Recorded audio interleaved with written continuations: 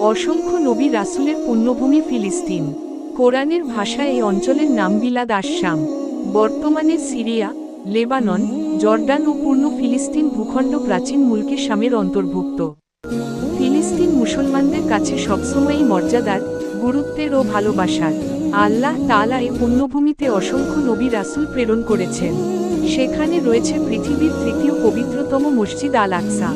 সেজন্য ফিলিস্তিন মুসলমানদের কাছে সবসময়ই মর্যাদার, গুরুত্বের ও ভালোবাসার।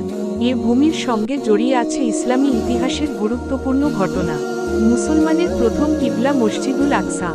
পবিত্র কোরআনে মসজিদুল আকসা ও ফিলিস্তিনের কথা বিভিন্নভাবে বর্ণিত হয়েছে।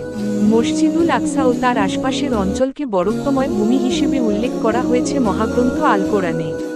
আল্লাহ বলেন, পরম পবিত্র ও মহিমাময় তিনি, যিনি নিজ বান্দাকে রাতে ভ্রমণ করিয়েছেন মসজিদে হারাম থেকে মসজিদে আকসা পর্যন্ত, যার পরিবেশ আমি করেছিলাম বরকতময়, তাকে আমার নিদর্শন দেখানোর জন্য।